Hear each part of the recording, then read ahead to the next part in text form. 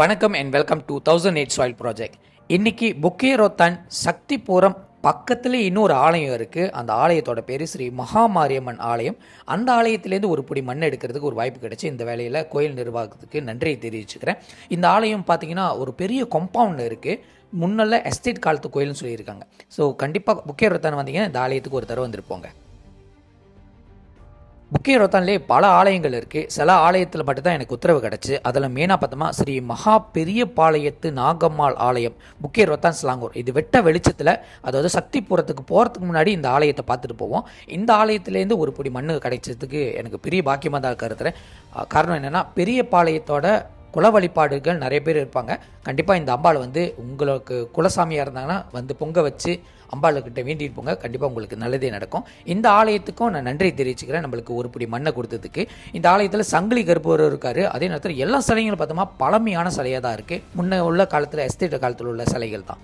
புக்கேரோத்தான்லேருந்து என்னோட பயணம் ஜிஞ்சாரோம் ஏரியாவுக்கு போயிருந்தேன். அங்கே திரு குமரேசன் அவர்கள் பல ஆலயத்தை செட்டிங் பண்ணி வச்சுருந்தாரு எனக்கு மண் எடுக்கிறதுக்கு. அதுவும் குறிப்பாக பந்தை மோரை, பந்திங் மற்றும் ஜிஞ்சாரோம் ஏரியாவில் தான் கவர் பண்ணி கொடுத்த சொன்னார். ஸோ முதல் ஆலயமாக ஸ்ரீ பெருமாள் ஆலயம் சிம்பங் மோரை ஸ்லாங்கூர்லேருந்து நம்ம எடுக்கிறதுக்கு வந்திருந்தோம்.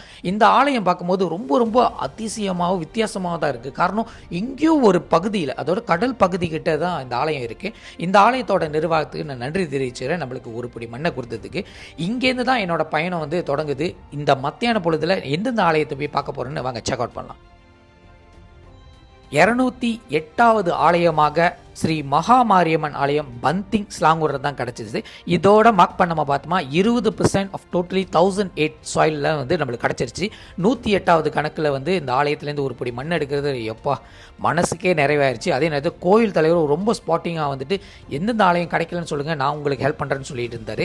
அந்த ஒரு வார்த்தை தான் பெரிய உன்னதமாக இருந்துச்சு. இந்த வேலையில் டெம்பிள் மேனேஜ்மெண்ட்டுக்கு நான் நன்றி தெரிவிச்சுக்கிறேன். இந்த அம்பாலும் கண்டிப்பாக நீங்கள் பார்க்க வேண்டிய அம்பாள். எனக்கு இவங்களோட காட்சியே காணாமல் இவங்களோட ஆலயத்தில் இருக்கிற பாக்கியத்தை என்னால் பெற முடிச்சு. இது முற்றிலும் எனக்கு கிடைச்ச ஒரு முழுமையான பாக்கியமாக தான் கருதுறேன். 209வது ஆலயம் ஸ்ரீ மகாமாரியம்மன் ஆலயம் லாடாங் சுங்காய் போயா பந்திங்.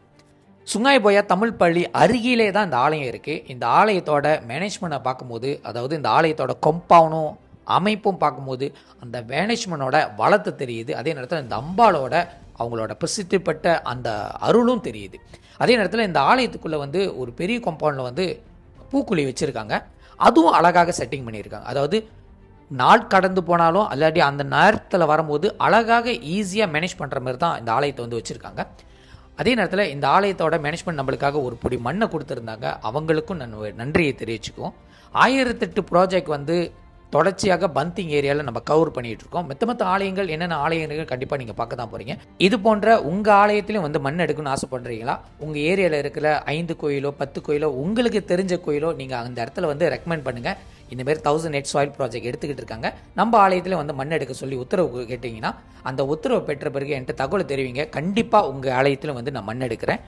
1008 சாயில் ப்ராஜெக்ட் 3ஆம் மாதத்துக்குள்ளே 1008 கோயிலேருந்து ஒரு பிடி மண் எடுக்கணும். இது உங்களுக்கான நிகழ்ச்சி, இது உங்களின் நிகழ்ச்சி.